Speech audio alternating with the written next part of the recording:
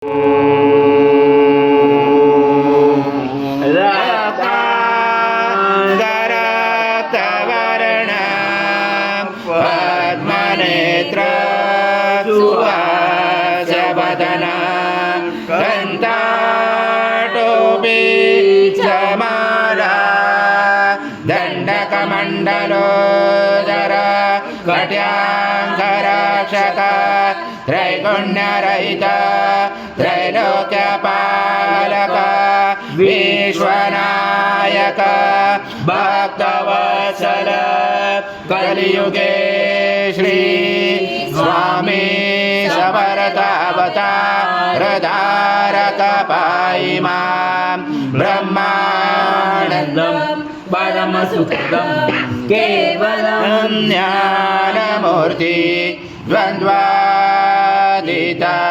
गगनसदृशं तत्त्वमस्यादिलक्ष्यम् एकं नित्यं विमलमचलं सर्वदि साक्षिभूतं भावातीतं त्रिगुणरहितं सद्गुरुं तं नमामि।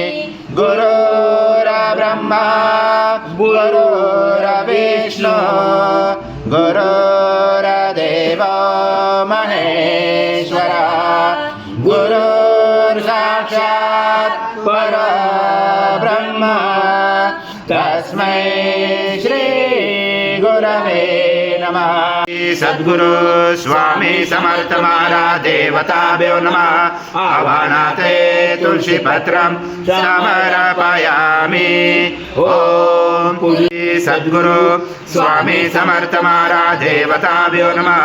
आसनाते तुलसी पत्रं समर्पयामि।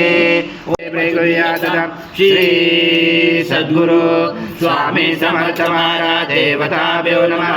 घृतस्नानं समर्पयामि।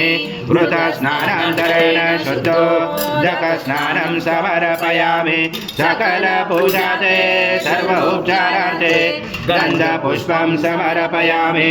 शेष उपचारार्थे प्रार्थना पूर्वक नमस्कारं करोमि।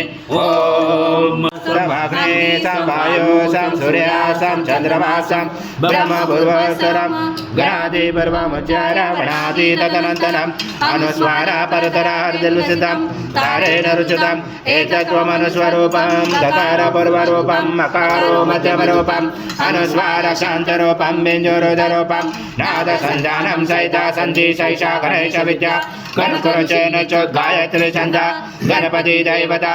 ओम गणपते नमः।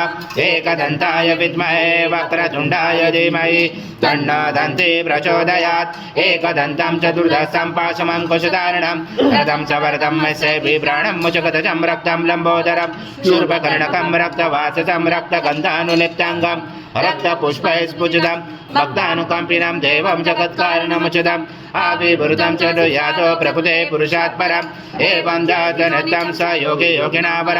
नमो व्रात्पदे नमो गणपते नमो ब्रह्मत्पदे नमस्य सुलम्बोदराय एकदन्ताय विघ्नाशने शिवसूताय श्रीवरदमूर्ते नमो नमः।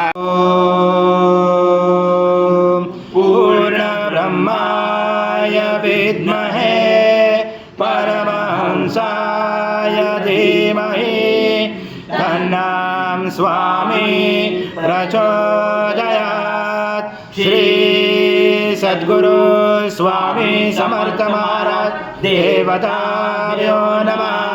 मंत्र पुष्पांजलि समर्पयामि। सद्गुरु स्वामी समर्थ महाराज देवताभ्यो नमः। प्रार्थना पूर्वक नमस्कारं करोमि। हरि ओम तत्सत् हरि ओम तत्सत् हरि ओम तत्सत्। श्री स्वामी समर्थ जय जय स्वामी समर्थ महाराज। श्री स्वामी समर्थ जय जय स्वामी समर्थ।